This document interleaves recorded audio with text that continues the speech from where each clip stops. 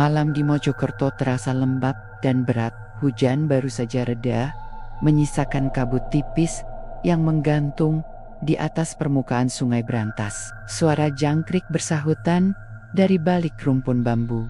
Namun di antara gemericik air itu, terdengar sesuatu yang lain lirih. Seperti napas seseorang yang tertahan di bawah air, di tepi sungai itu. Berdirilah Sutrisno, seorang peternak lele yang hidupnya kini di ujung keputusasaan. Tambaknya terbentang seluas 2 petak sawah. Airnya keruh dan diam, hanya sesekali bergolak saat ikan-ikan lapar menyembul ke permukaan. Dulu, tambak itu menjadi sumber kebanggaan Sutrisno. Ia bisa membiayai sekolah anaknya, Rara, dan bahkan membangun rumah semi permanen dengan lantai semen. Tapi sejak 2 tahun terakhir, usahanya merosot tajam, lele banyak mati. Air sering menghitam tanpa sebab, dan pelanggan satu persatu pergi. Malam itu, Sutrisno duduk di pinggir tambak dengan rokok kretek yang hampir habis, memandangi air yang tampak seperti kaca gelap. Ia bergumam lirih, entah dosa apa, kok semua jadi begini. Angin dari arah sungai berhembus pelan, membawa aroma amis yang tak biasa. Dari keyuhan, sayup-sayup terdengar suara gamelan, seperti dari dasar air tidak keras, tapi cukup untuk membuat bulu kuduk berdiri. Sutrisno menoleh, matanya menyipit menatap arah Sungai Brantas yang mengalir tak jauh dari situ. Di antara kabut dan bayangan pohon randu, seolah ada kilauan hijau kebiruan menari di atas permukaan air. Ia mengedipkan mata dan kilauan itu lenyap. "Wis, mungkin cuma pantulan lampu motor," katanya, mencoba menenangkan diri. Namun kegelisahan itu tak hilang. Ia teringat ucapan Paidi, kawan lamanya yang dulu juga beternak lele di Jombang. "Nek pensen wis ment, kowe kudun jaluk izin marangsing jaga banyu. Ora kabeh bisa dilawan tenaga, kadang kudu nyuwun restu. Kalau memang sudah mentok, Tris, kamu harus minta izin pada yang menjaga air. Tak semua bisa dilawan tenaga, kadang harus minta restu." Sutrisno tertawa waktu itu, menganggapnya tahayul. Tapi setelah semua gagal, bahkan lele yang baru ditabur pagi bisa mati sore, ia mulai goyah. Malam semakin larut. Dari rumahnya yang sederhana, terdengar batuk kecil anaknya, Rara.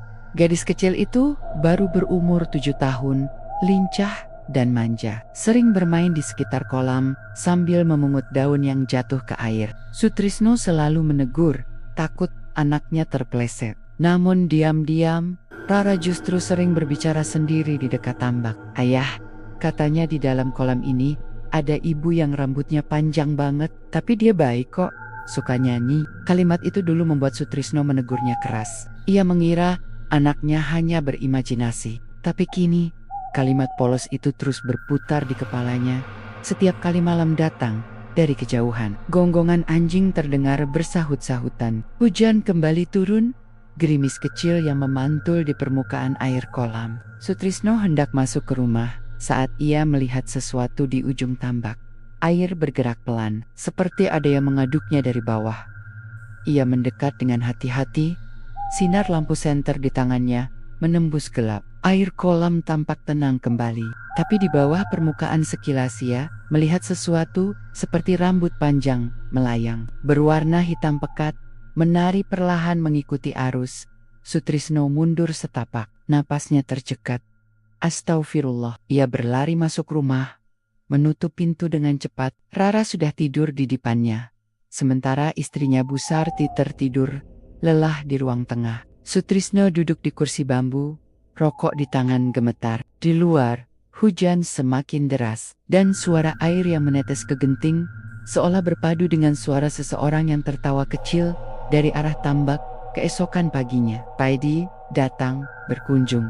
Lelaki itu berkulit legam, matanya tajam, dan bibirnya selalu tersungging senyum yang entah kenapa membuat Sutrisno tidak tenang. "Lele-lelemu payah terus, Tris?" tanyanya sambil menatap kolam. Sutrisno mengangguk. "Mau gimana lagi, Di? Udah ganti pakan, ganti air, semua nggak ngaruh." Paidi mendekat, lalu menepuk bahunya. "Air Brantas itu dijaga, Tris. Dari dulu, banyak yang minta restu di sana. Tapi sekarang, orang-orang lupa. Mereka cuman ambil, nggak pernah ngasih balik."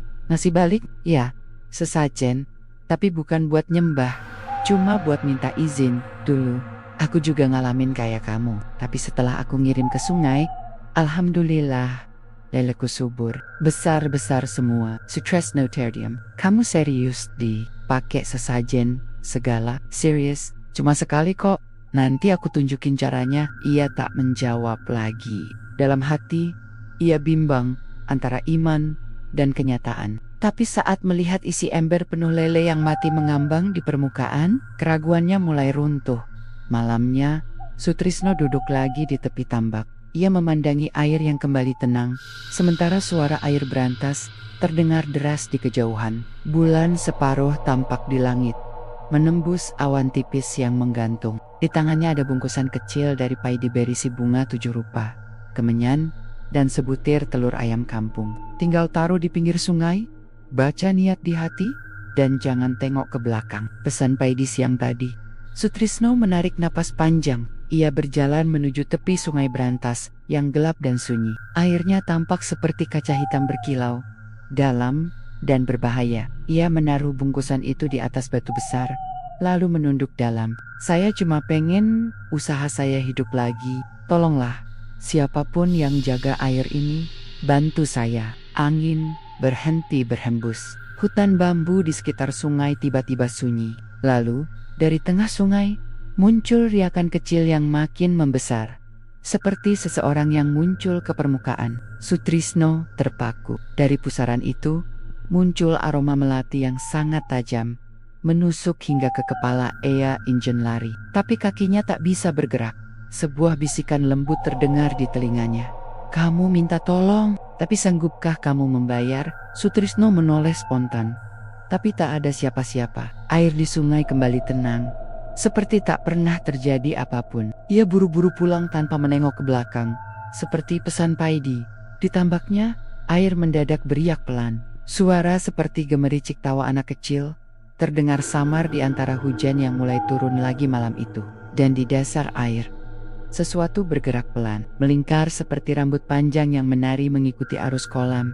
Sutrisno tak tahu malam itu adalah malam terakhir kolamnya benar-benar sunyi. 2 minggu berlalu sejak malam Sutrisno melakukan ritual di tepi sungai berantas. Awalnya, ia menganggap semua itu hanya perbuatan sia-sia hingga suatu pagi. Sesuatu yang aneh mulai terjadi di tambaknya.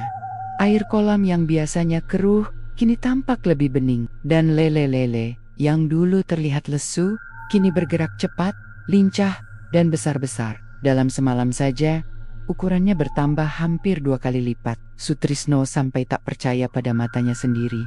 Ya Allah, kok bisa segede ini? Gumamnya sambil menatap ikan-ikan itu yang berenang di dekat permukaan. Tubuh lele itu tampak aneh, bagian perutnya berwarna keunguan. Sisiknya tampak berkilau, seperti kulit manusia yang basah. Ketika Sutrisno mendekat, beberapa ikan malah muncul ke permukaan, membuka mulutnya libar-libar, seperti ingin bicara. Awalnya, ia merasa itu hanya pantulan cahaya matahari. Tapi saat siang berganti senja, dan bayangan sore memanjang di atas air, ia sadar mata lele-lele itu tak lagi hitam polos. Ada kilatan putih kecil di tengahnya, seperti mata manusia yang memandang balik ke arahnya. Sore itu, tetangganya Bu Narti datang untuk membeli beberapa ekor lele. Sutrisno dengan senang hati menjualnya, karena baru kali itu ada pembeli setelah berbulan-bulan sepi. Wah, gemuk-gemuk sekali Tris.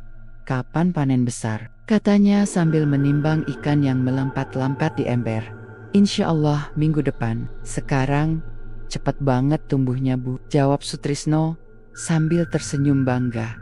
Namun saat Bu Narti membelah salah satu ikan itu di dapurnya malam hari, ia menjerit ketakutan. Di dalam perut lele itu terdapat sejumput rambut manusia yang masih basah, melilit di antara daging merah muda. Sejak saat itu, ia tak pernah datang lagi ke tambak Sutrisno. Kabar tentang lele aneh dari tambak dekat sungai berantas mulai menyebar di kampung. Tapi anehnya, makin banyak yang menjauh, makin cepat pula kekayaan Sutrisno bertambah. Pembeli dari luar kota berdatangan beberapa, bahkan membeli dalam jumlah besar untuk restoran dan rumah makan. Sutrisno bisa memperbaiki rumahnya, membeli motor baru, dan menabung. Namun di balik senyumnya, ada kegelisahan yang tak bisa ia jelaskan. Setiap malam, ketika semua orang sudah tidur, ia sering mendengar suara dari arah kolam. Kadang seperti suara seseorang memanggil nama Rara, kadang seperti tawa lembut perempuan yang samar. Ia sering keluar rumah membawa senter, tapi yang terlihat hanya permukaan air yang bergelombang pelan, seolah baru saja ada yang menyelam ke bawah. Suatu malam, Sutrisno terbangun karena mendengar suara percikan air keras di luar. Ia bergegas keluar dan melihat bayangan kecil berdiri di tepi kolam. Bayangan anak kecil, rambutnya basah, mengenakan baju tidur putih. Ia langsung berteriak, "Rara, ngapain kamu di situ malam-malam?" Tapi saat ia mendekat, bayangan itu melangkah ke dalam air dan lenyap. Tak ada riakan besar, tak ada cipratan, hanya bunyi lirih seperti napas yang ditelan air. Sutrisno tercekat. Ia berlari ke dalam rumah, memastikan anaknya masih tidur, dan benar Rara sedang terlelap di depannya. Wajahnya tenang, tapi ujung rambutnya basah. Keesokan paginya, Sutrisno menceritakan semua pada Paidi. Lelaki itu hanya tersenyum samar. "Kawis ditolong Tris, tapi ting jaga banyu, iku ora bantu." Tanpa pamrih, "Kamu sudah ditolong Tris, tapi yang menjaga air itu tidak menolong tanpa balasan." Sutrisno menatapnya dengan ngeri. "Maksudmu, aku harus ngelakuin apa lagi?" "Ora perlu apa-apa, asal aja sing dari air. Jangan kamu tolak. Kadang mereka cuma numpang, kadang mereka juga pengen ngicip." Ucapan itu menggema di kepala Sutrisno berhari-hari. Ia tak paham maksudnya, tapi hatinya terasa gelisah. Hujan turun deras malam itu. Rara, yang biasanya sudah tidur sejak pukul 8, kali ini rewel dan terus menatap jendela. Ibu itu datang lagi, katanya pelan. "Ibu, siapa?" tanya Sutrisno, berusaha tenang. "Yang rambutnya panjang, dia bilang kolamnya kotor, dia mau main sama lele-lele." Sutrisno merinding sekujur tubuh. Ia mencoba memeluk anaknya, tapi Rara justru menatap ke arah luar dengan mata kosong. "Dia panggil aku, ya, katanya mau kasih mainan dari air." Sutrisno segera menutup jendela, menyalakan lampu, dan membaca doa. Tapi entah kenapa, udara dalam rumah terasa semakin dingin. Dan di luar, dari arah tambak, terdengar suara seperti tawa perempuan bercampur tangisan anak kecil. Pelan tapi jelas. Keesokan paginya, air kolam terlihat berubah warna dari bening menjadi kehijauan, seperti lumut yang hidup di dalamnya. Sutrisno mendekat dan nyaris menjatuhkan ember yang dibawanya. Di antara ikan besar itu, tampak satu ekor lele berwarna putih pucat. Tubuhnya panjang dan licin.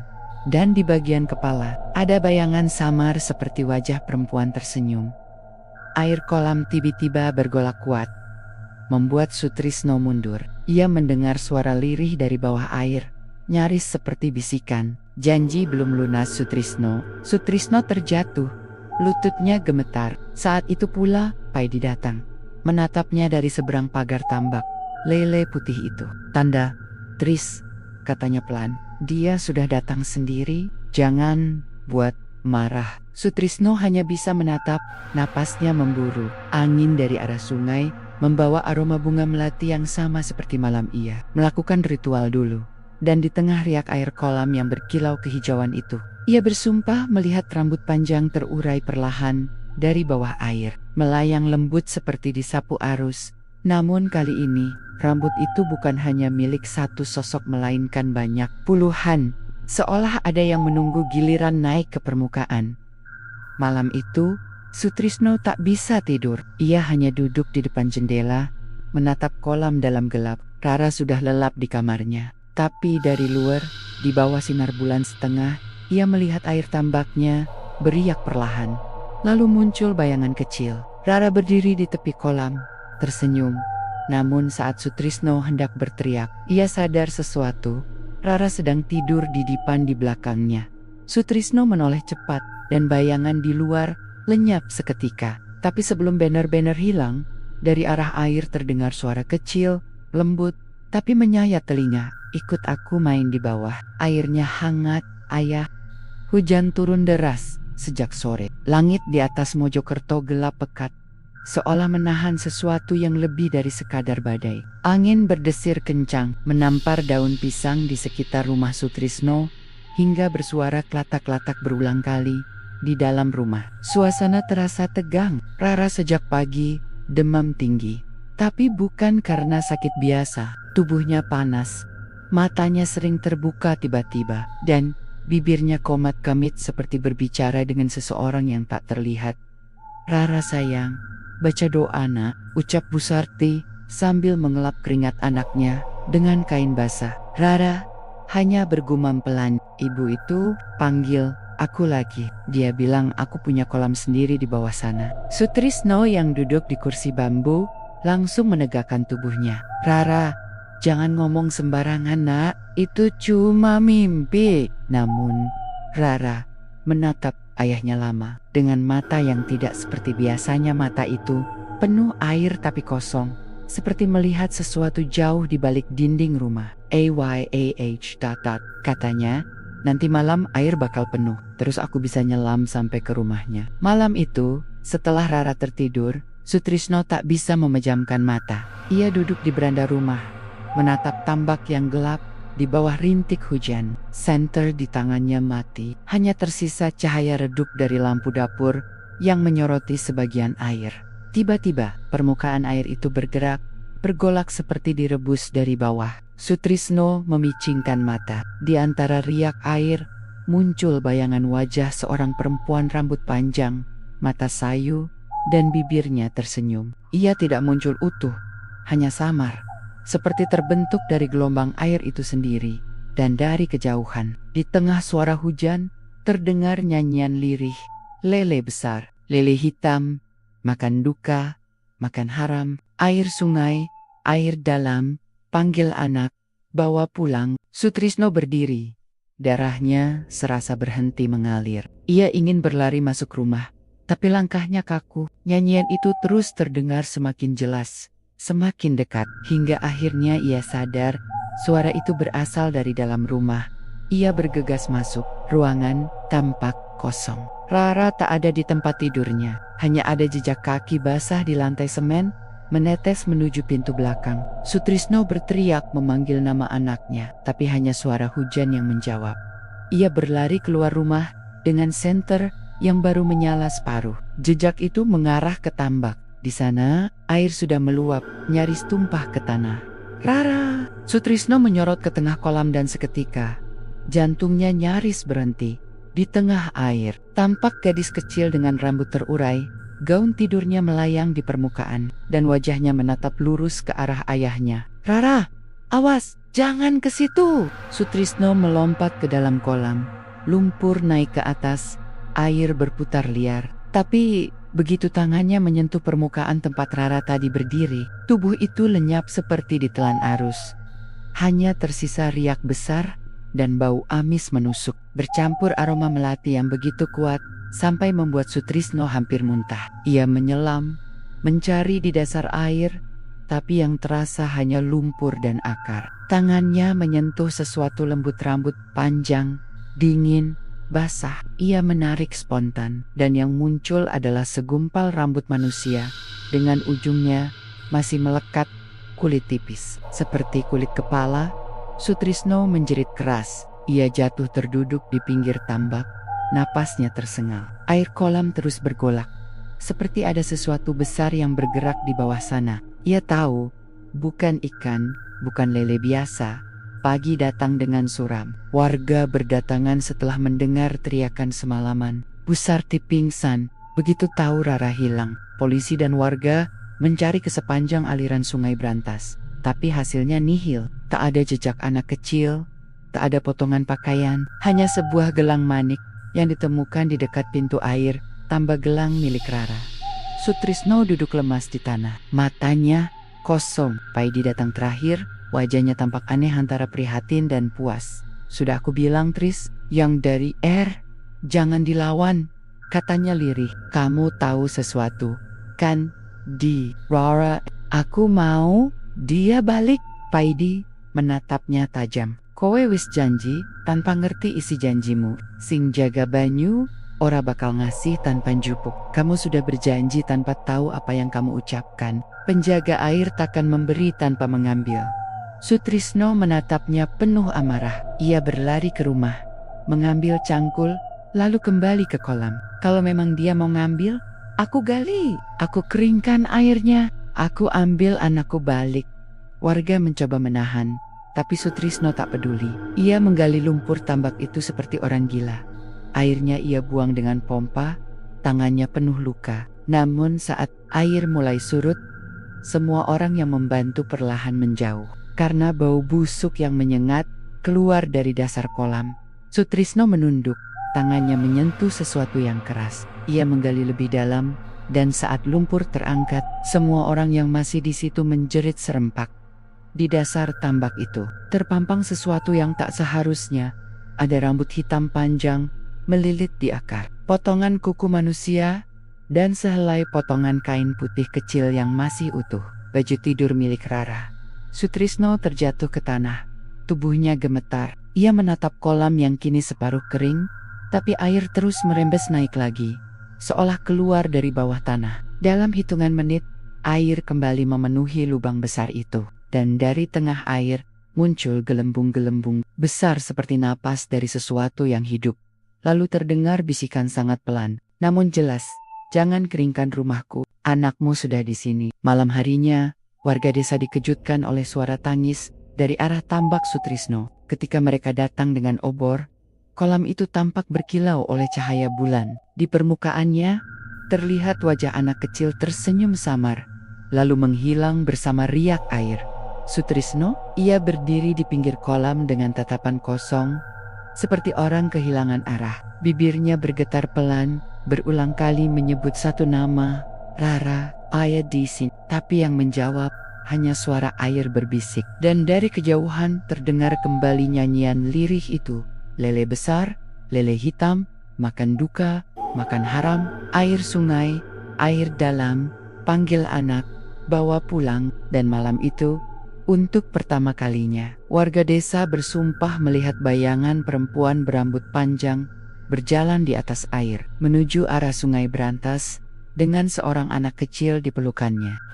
Sejak malam Rara menghilang, rumah Sutrisno berubah menjadi tempat yang enggan didatangi orang. Bahkan siang hari pun, udara di sekitar tambak terasa lebih dingin dari tempat lain. Burung-burung enggan hinggap di atapnya, dan anjing tetangga menggonggong setiap kali lewat di depan rumah itu. Bu Sarti, istri Sutrisno, tak lagi berbicara banyak. Ia lebih sering duduk memandangi gelang kecil milik Rara yang ditemukan di pinggir kolam. Kadang ia menangis tanpa suara, kadang tertidur sambil menggenggam gelang itu erat di dada. Sutrisno, sebaliknya, semakin tenggelam dalam keanehan tambaknya. Ia seperti kehilangan batas antara waras dan gila. Pagi itu, warga mendengar kabar kalau Sutrisno tidak berhenti menggali tambaknya. Bahkan, setelah air kembali memenuhi kolam, katanya mau nemuin anaknya, bisik seorang warga di warung kopi. Tapi aku dengar, airnya selalu penuh lagi, padahal malam sebelumnya udah dikuras habis. Yah, wong kolam itu kayak hidup, airnya muncul terus, nggak habis-habis. Beberapa orang penasaran, datang mengintip dari jauh. Mereka melihat Sutrisno berdiri di tengah kolam, setinggi pinggang. Bajunya basah kuyup, mata merah seperti tak tidur seminggu. Ia memegang cangkul dengan tangan gemetar. "Rara, ayo keluar. Nak, ayah udah di sini." Suara itu lirih, seperti doa yang tak sampai. Air kolam bergolak pelan, dan jelembang-jelembong besar muncul di sekelilingnya. Dari dasar air terdengar bunyi aneh, seperti seseorang bernafas dalam lumpur. Warga yang menyaksikan hanya bisa diam, ngeri, tapi tak sanggup mendekat. Sutrisno tiba-tiba membungkuk, meraup lumpur dengan tangan kosong. Ia memeluk sesuatu dan ketika air bergeser, terlihat bayangan kecil, seperti tubuh anak di pelukannya. Tapi hanya sesaat, karena berikutnya yang ia peluk hanyalah bangkai lele raksasa dengan perut membusuk. Ia menjerit, melempar tubuh ikan itu ke tepi kolam, dan berlari keluar air sambil menangis. Suaranya menggema sampai ke jalan raya. Malamnya, Hujan turun deras. Sutrisno tak makan, tak bicara. Ia hanya duduk di depan jendela, menatap keluar dengan pandangan kosong. Bu Sarti mencoba menenangkan, tapi ia malah berkata pelan, "Dia nggak tenggelam, dia diet. Aku dengar suaranya tiap malam." Bu Sarti menangis lagi, menutupi wajah. "Berhentilah, Tris, jangan terus buka luka ini." Namun Sutrisno berdiri, menatap kolam dari balik jendela. "Aku cuma mau melihat dia sekali lagi, satu kali aja." Sekitar tengah malam, kilat menyambar langit. Cahaya putih menerangi tambak yang kini meluap, seolah airnya hidup dan ingin keluar dari batasnya. Suara petir menggema, dan di sela-sela suara hujan, terdengar nyanyian yang sudah lama hilang. Lele besar, lele hitam, makan duka makan haram. Air sungai, air dalam, panggil anak, bawa pulang. Sutrisno berlari keluar tanpa alas kaki. Hujan menghantam wajahnya, tapi ia tak peduli. Ia menatap kolam yang berkilat di bawah cahaya petir. Dan di sana di tengah air yang bergolak tampak Rara, anaknya berdiri di atas air, mengenakan baju tidur putih yang dulu terakhir ia pakai. Wajahnya pucat, tapi tersenyum lembut. Sini, airnya udah gak dingin sekarang. Rara, ya Allah, Rara. Sutrisno hampir tak bisa bernapas. Ia menapak lumpur, mendekat langkah demi langkah. Setiap kali ia selangkah mendekat, Rara melangkah mundur, semakin ke tengah kolam. "Rara, tunggu, jangan ke sana." Tapi gadis kecil itu hanya menggeleng pelan. "Ayah nggak bisa ke rumahku." Yang jaga marah kalau ayah ikut. Tiba-tiba, dari arah Sungai Brantas, muncul kabut tebal yang menjalar cepat ke arah tambak. Udara menjadi dingin, menggigit. Angin berputar di sekitar Sutrisno, membawa aroma bunga melati dan lumpur busuk. Di dalam kabut itu, tampak sosok perempuan berambut sangat panjang, mengenakan kain hijau basah yang menempel di tubuhnya. Matanya bersinar seperti cahaya bulan di dasar air. Ia berjalan perlahan di atas permukaan kolam, mendekat ke arah Sutrisno. "Airku kau usik, anakmu sudah jadi bagian darinya." Sutrisno mundur, tubuhnya gemetar. "Balikin dia. Aku mau, ambil aku aja. Jangan anakku." Sosok itu tersenyum tipis. "Kau yang memanggilku dulu, bukan aku yang datang sendiri. Aku cuma memenuhi janji." Tangan perempuan itu terulur. Ujung jarinya menyentuh dada Sutrisno dingin, seperti besi beku. Saat itu juga, air kolam bergolak hebat, dan ratusan lele raksasa muncul ke permukaan. Mulutnya terbuka, mengeluarkan suara seperti desahan manusia. Rara yang tadi berdiri di tengah kolam, perlahan tenggelam ke bawah. Senyumnya masih ada, tapi matanya kosong, seolah sudah bukan dirinya lagi. Sutrisno menjerit, melompat ke dalam kolam, mencoba menyelam mengejarnya. Namun begitu kepalanya masuk ke air, semuanya berubah. Ia tak merasakan air biasa. Di bawah sana, dunia seperti berputar gelap, tapi ada cahaya kehijauan yang menari di kejauhan. Ia melihat bayangan tubuh-tubuh manusia melayang di dalam air. Mata mereka tertutup, rambut terurai panjang, semuanya seperti tertidur. Di antara mereka, Rara melayang perlahan, memandang ayahnya tanpa suara.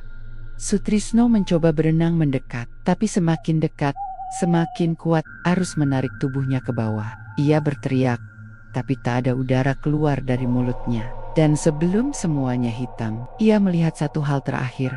Wajah perempuan berambut panjang itu tersenyum, lalu menyatu dengan air. Keesokan paginya, warga menemukan rumah Sutrisno kosong. Kolamnya meluap hingga meluber ke jalan. Di permukaan air, mengapung ratusan lele berukuran tak masuk akal. Sebagian bahkan sebesar lengan orang dewasa. Tak satu pun berani memancing atau menyentuh air itu lagi. Bu Sarti ditemukan pingsan di dalam rumah. Matanya terbuka, tapi tak sadarkan diri. Saat dibangunkan, ia hanya berkata satu hal dengan suara gemetar. Dia sudah di bawah, sama anaknya, di rumah air. Sejak hari itu, tambak Sutrisno ditutup warga, dan tanahnya dibiarkan kosong. Tapi setiap bulan purnama, beberapa orang yang nekat lewat di tepi Sungai Brantas, bersumpah melihat wajah anak kecil muncul di permukaan air. Tersenyum samar, lalu tenggelam perlahan dengan bisikan lembut. Ayah, airnya hangat sekarang. Hujan turun deras malam itu. Petir menyambar di kejauhan, menerangi langit Mojokerto yang kelam. Dari rumahnya yang tak jauh dari kolam, Samsuri terbangun karena suara plung, plong, seperti seseorang sedang mencipratkan air di tengah malam. Ia menegakkan tubuh, menajamkan telinga. Suara itu datang dari arah kolam lelenya. Dadanya berdebar. Sudah beberapa malam ini, ia tak bisa tidur nyenyak semenjak kehilangan anaknya, Raffi. Wajah bocah itu masih sering muncul dalam mimpinya. Tersenyum sambil menggenggam segenggam pakan lele, lalu perlahan tenggelam ke dalam air keruh. Ia mengambil senter dan mantel hujan, berjalan tertatih keluar rumah. Angin menusuk dingin, tapi yang membuat tubuhnya menggigil bukan cuaca, melainkan rasa takut yang menempel di tengkuknya. Ketika sampai di tepi kolam, hujan mulai reda. Hanya sisa rintiknya yang jatuh seperti bisikan dari langit. Permukaan air tampak bergejolak, bukan karena angin, tapi seperti ada sesuatu yang bergerak di bawahnya. Samsuri menyorotkan senter ke tengah kolam. Sekilas ia melihat sesuatu, seperti tangan kecil yang menyembul, lalu hilang kembali di antara gelembung air. "Aik, Raffi," bisiknya dengan suara serak. Tapi yang menjawab bukan suara anaknya. Dari bawah air terdengar lirih tangisan, samar, jauh, namun jelas seperti berasal dari perut bumi. Suara itu bergaul, "Bapak." Dingin. Samsuri hampir menjatuhkan senternya. Ia melangkah mundur, matanya membelalak. Tidak, itu tidak mungkin. Ia sudah mencari Raffi berhari-hari. Polisi, warga, semua sudah membantu, tapi hasilnya nihil. Namun malam ini, suara itu terdengar begitu nyata, seperti memanggilnya langsung. Tiba-tiba air kolam bergejolak hebat. Lumpur naik ke permukaan, menimbulkan bau amis dan busuk, seperti daging busuk bercampur bangkai ikan. Lalu muncul sesuatu. Seekor lele raksasa, sebesar paha orang dewasa, melompat dan memukul permukaan air dengan ekornya. Dari kepalanya menjulur rambut hitam panjang, menempel di kulit ikan yang berlendir. Samsuri mundur tersandung, terjatuh ke tanah. Matanya membelalak melihat makhluk itu mengambang. Di sela-sela insangnya, tampak potongan kecil kuku manusia terjebak di sana. "Ya Allah," desisnya gemetar. "Apa ini yang aku pelihara selama ini?" Seketika ia teringat ucapan Bawon, kawan yang dulu memperkenalkannya pada ritual di Sungai Brantas. "Kalau kamu sudah memberikan sesajen dan air dari Brantas, jangan berhenti. Mereka butuh diberi makan terus, biar rezekimu ngalir. Tapi kalau berhenti, ya mereka yang lapar bakal cari sendiri gantinya." Samsuri kini mengerti maksud kata mereka, dan ia tahu siapa yang dijadikan gantinya. Dalam panik, ia berlari ke gudang, mengambil sekop, dan mulai menggali dasar kolam di pinggirnya. Lumpur basah menempel di tangannya, dingin dan berat. Ia menggali dengan amarah, dengan ketakutan, dengan doa yang patah-patah. Namun setelah beberapa sekop, sesuatu terasa keras di dalam lumpur. Ia berjongkok, menyingkirkan tanah dengan tangan. Lalu ia melihatnya. Rambut manusia, panjang dan kusut, terjebak di lumpur. Semakin ia tarik, semakin banyak yang muncul. Bukan hanya rambut, tapi juga potongan kuku kecil, seperti milik anak-anak. Samsuri menjerit tertahan, mundur sambil terisak. Air di kolam beriak lagi, kali ini lebih cepat. Gelembung udara muncul di permukaannya, diiringi suara seperti seseorang tertawa pelan dari dalam air. Hujan kembali turun, deras menimpa tanah dan kolam. Samsuri menatap air yang kini menghitam. Di sela riak air, ia melihat bayangan wajah kecil Raffi, tersenyum samar. Tapi kulit wajah itu pucat kebiruan, matanya sayu, dan dari bibirnya keluar suara lemah. "Kenapa Bapak kasih makan mereka? Bukan aku," jeritannya membelah malam. Ia hampir jatuh ke dalam kolam, jika saja tidak segera berlari menjauh, meninggalkan sekop yang terbenam dalam lumpur hitam itu. Sepanjang malam, ia bersembunyi di dalam rumah. Tubuhnya gemetar hebat. Tapi dari luar, dari arah kolam, suara itu masih terus terdengar. Tangisan, tawa, dan suara cipratan air yang seolah tidak pernah berhenti. Ketika fajar datang, hujan berhenti. Namun, Dari jendela, Samsuri melihat sesuatu yang membuat darahnya berhenti mengalir. Air kolamnya kembali penuh. Padahal semalam ia melihat sendiri airnya meluap keluar bersama hujan. Dan di tengah permukaan air yang tenang, ada rambut yang mengambang. Perlahan berputar seperti terseret arus yang tak terlihat. Samsuri hanya bisa berbisik, nyaris tanpa suara, "Raffi." Namun kali ini, air itu diam. Terlalu seakan menunggu waktu untuk memanggilnya kembali. Sejak malam itu, kehidupan Samsuri tidak pernah sama lagi. Setiap kali ia memejamkan mata, suara air dan tangisan anaknya selalu datang menyusul, seperti gelombang yang tak pernah berhenti menghantam dinding pikirannya. Tubuhnya mulai kurus, matanya cekung, dan kulitnya pucat seperti tak tersentuh matahari.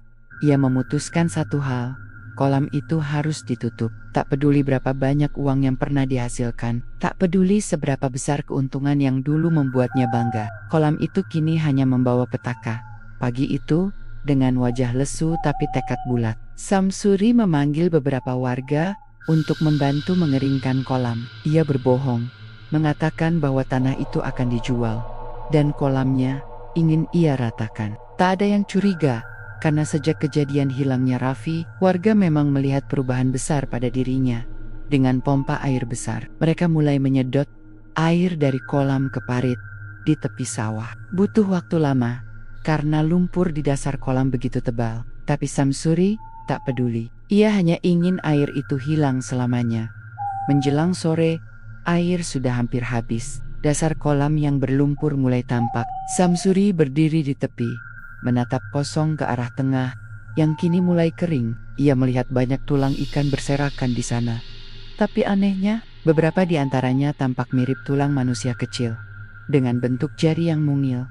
Salah satu warga, Pak Narto, turun ke bawah dan berkata, "Pak, ini kok aneh ya?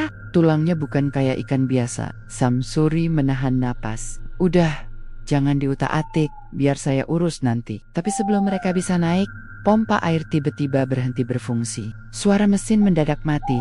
Lalu dari ujung pipa yang masih mencelup ke air, terdengar glup, glup, glup, seperti air ditarik balik ke dalam. Dan benar saja, dalam hitungan detik, air kembali mengisi kolam. Bukan dari hujan, bukan dari saluran, tapi entah dari mana. Air itu seolah keluar dari dasar tanah, menggelegak seperti bisul yang pecah. Lumpur terangkat, menebarkan bau busuk dan amis yang menusuk hidung.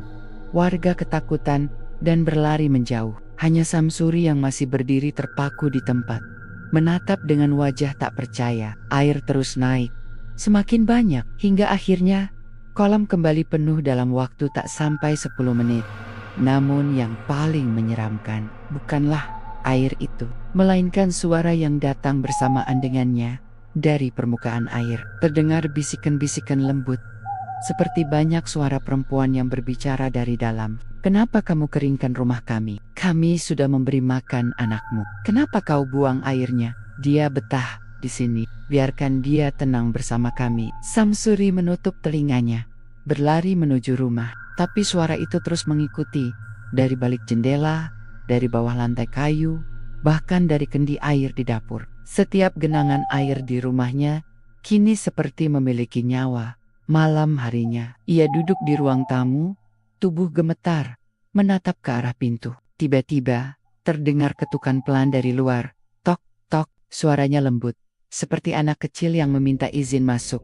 Samsuri menelan ludah. "Siapa?" tanyanya pelan.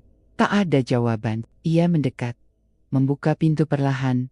Angin malam menyusup masuk, membawa hawa lembab dari arah kolam. Tapi di depan rumahnya tidak ada siapapun, hanya genangan air yang memantulkan cahaya bulan. Di permukaan air itu terlihat bayangan anak kecil sedang berdiri. Walau di sana tidak ada siapapun, Samsuri mundur. Jantungnya hampir berhenti berdetak. "Raffi," suaranya nyaris tak terdengar. Bayangan itu menoleh. Senyum tipis muncul di pantulan air. Tapi ketika Samsuri melihat lebih dekat, senyum itu bukan milik anak manusia. Giginya hitam, matanya kosong, dan di belakangnya tampak siluet sosok perempuan berambut panjang, mengenakan kain basah. Berdiri setengah tubuh dari air, Samsuri terjatuh ke lantai, menutup matanya rapat-rapat. Ia berteriak, Pergi, aku nggak mau lagi. Aku debat, aku tutup kolam itu. Namun saat ia membuka mata, lantai rumahnya penuh air. Air itu datang dari mana-mana, dari celah dinding, dari bawah pintu, merembes dan naik sampai ke lututnya. Dan di air itu ada rambut panjang yang mengapung pelan. Samsuri berusaha keluar, tapi pintu depan tak bisa dibuka. Dari air yang mulai beriak, muncul bisikan lagi, kali ini lebih keras, lebih dekat. Air tak bisa kau buang Samsuri, karena rezekimu dari air, dan nyawamu pun harus kembali ke sana. Tiba-tiba, dari arah dapur terdengar suara benda jatuh. Brak! Samsuri menoleh, tapi hanya melihat bayangan basah merayap di tembok, seperti tenggun-tanggen yang mencari arah. Ia menjerit, berlari keluar lewat jendela, jatuh di tanah berlumpur. Nafasnya tersengal. Ia menatap ke arah kolam, dan di sana, airnya kini tenang sekali, seperti tak pernah terjadi apa-apa. Namun di tengah permukaan air itu, tampak bayangan wajah Raffi. Tersenyum tipis, Samsuri menangis, memukul tanah dengan tangan. Ampuni aku, nak. Bapak salah. Bapak salah. Tapi wajah itu hanya menatapnya diam, lalu perlahan tenggelam kembali ke dalam air. Saat fajar menyingsing, warga menemukan Samsuri tergeletak di tepi kolam. Tubuhnya basah kuyup, matanya terbuka lebar menatap langit. Ia masih hidup, tapi hanya bisa bergumam pelan berulang-ulang. Airnya nggak mau kering, airnya terus penuh. Dan benar saja, sejak hari itu, kolam itu tidak pernah kering lagi. Tak peduli seberapa sering warga mencoba menyedot air, menimbunnya dengan tanah, atau menutupnya dengan batu. Keesokan harinya, air selalu muncul kembali, jernih di siang hari, namun keruh dan berbau busuk setiap malam. Beberapa warga bersumpah, jika bulan purnama tiba, dari permukaan kolam itu terdengar suara anak kecil tertawa, dan kadang suara perempuan menyanyikan tembang Jawa dengan nada yang membuat bulu kuduk merinding. Dan dari kejauhan, jika kau berdiri di tepi sungai Brantas yang sepi, kau mungkin akan mendengar bisikan lembut itu, memanggil-manggil dengan suara yang berasal dari dalam air. Sejak kejadian malam itu, hidup Samsuri benar-benar tak lagi sama. Ia tak lagi pergi ke pasar, tak lagi berbicara dengan siapapun. Siang hari ia hanya duduk di teras, menatap kolam yang seolah masih menghisap citu sisese kewarasannya. Warga desa mulai menjauh, menganggapnya gila. Namun, mereka juga takut, karena kolam itu tak pernah kering. Airnya selalu penuh, bahkan di musim kemarau. Kadang jernih seperti kaca, tapi di malam hari berubah keruh kehitaman, berbau amis dan busuk. Tak ada yang berani mendekat, apalagi menyalakan lampu di sekitar situ. Orang-orang bilang, air itu bukan air biasa, melainkan air hidup, air yang menyimpan arwah. Beberapa kali warga mencoba menutup kolam dengan tanah, tapi keesokan harinya, air selalu muncul kembali, seolah menolak ditimbun. Seorang dukun dari Kediri bahkan pernah datang, mencoba menabur garam dan kembang 7 rupa, sambil membaca doa-doa. Namun tiba-tiba, ia jatuh pingsan. Saat siuman, ia berkata dengan suara gemetar, kolam itu bukan milik manusia lagi. Itu gerbang air, milik penguasa dari selatan. Sejak itu, tak ada yang berani mengusiknya. Malam-malam di desa itu jadi berbeda, lebih sunyi, tapi menakutkan. Dan ketika bulan purnama datang, sesuatu selalu terjadi. Bulan bulat sempurna menggantung di atas langit Mojokerto. Cahaya peraknya memantul di permukaan sungai Brantas yang berkilau lembut. Udara dingin, lembab, dan berbau tanah basah. Samsuri duduk di tepi kolam, menatap bayangan bulan yang menari di permukaan air. Matanya kosong, tapi di wajahnya ada ketenangan aneh. Sudah 3 malam, ia tidak tidur. Ada suara yang terus memanggil di kepalanya. Suara Raffi, Pak Raffi, kangen. Raffi kedinginan di sini. Samsuri tahu, suara itu bukan anaknya, tapi ia tak bisa berhenti mendengarnya. Malam ini, entah mengapa, ia merasa harus datang ke tepi kolam itu. Seperti ada sesuatu yang menunggu. Ia membawa satu lilin kecil, menyalakannya di batu dekat pinggiran kolam. Angin berhembus pelan, Tapi api lilin itu tidak padam, malah seperti melengkung ke arah air, seolah tertarik oleh sesuatu yang ada di dalam sana. Perlahan, air kolam mulai beriak. Dari dalam muncul gelembung besar, diikuti bau anyir yang menyengat hidung. Samsuri menatapnya tanpa berkedip. Air itu berputar, seperti membentuk pusaran kecil. Dari dalamnya, muncul tangan kecil, putih pucat, jari-jarinya panjang, dan air menetes dari ujungnya. Samsuri terpaku. Ia mengenali tangan itu. Raffi. Satu tangan berubah menjadi dua. Lalu perlahan, kepala kecil muncul dari dalam air. Matanya menatap lurus ke arah Samsuri. Tapi yang membuat darahnya beku adalah tubuh anak itu tidak utuh manusia. Dari dada ke bawah, kulitnya bersisik seperti ikan lele, berlendir dan hitam pekat. Di antara sisik itu, ada rambut panjang yang melilit seperti akar rumput air. Anak itu tersenyum, memperlihatkan gigi hitam kecilnya. Pak, Raffi, kangen. Samsuri mundur satu langkah. Tubuhnya gemetar hebat, tapi di saat bersamaan, air di belakang Raffi mulai bergolak lagi. Dari dalamnya muncul sosok perempuan, tinggi, rambutnya panjang sampai ke pinggang, kulitnya pucat kehijauan, matanya kosong, tapi bibirnya tersenyum menenangkan. Suaranya halus, tapi bergema, seperti datang dari bawah permukaan air. Kau sudah berjanji Samsuri, rezekimu dari kami, dan kini waktunya kau kembali ke air. Samsuri menjerit, tidak, aku tidak mau ikut kalian, kembalikan anakku. Tapi perempuan itu mengulurkan tangan dari dalam air, dan setiap tetes air yang menetes ke tanah berubah menjadi darah. Air kolam kini berbuih, memunculkan wajah samar, wajah para lele raksasa dengan mata manusia. Dan di antara mereka, tubuh-tubuh yang menyerupai anak kecil berenang pelan di bawah permukaan.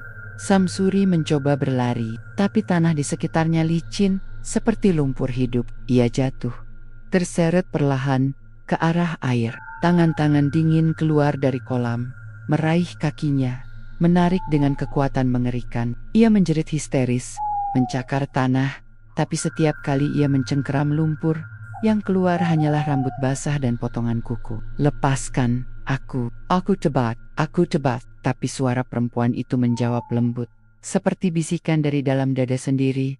Tobatmu terlambat Samsuri, kau memberi makan mereka dengan daging darahmu sendiri. Sekarang giliranmu memberi tubuhmu. Dalam sekejap, air kolam menyembur tinggi, seperti meledak. Suara gemuruh terdengar sampai ke desa. Beberapa warga yang terbangun, melihat dari jauh, air kolam berkilau kehijauan, dan di tengahnya tampak sosok laki-laki berteriak sebelum ditelan pusaran air.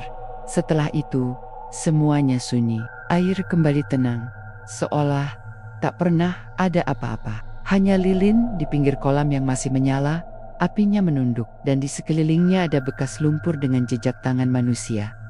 Keesokan paginya, warga menemukan rumah Samsuri kosong. Tak ada tanda-tanda ia pergi. Semua barang masih utuh. Tapi di halaman belakang, kolamnya tampak berbeda. Airnya bening sekali, jernih, dan berkilau seperti kaca. Beberapa anak kecil yang nekat mendekat bersumpah melihat bayangan dua orang di dalam air.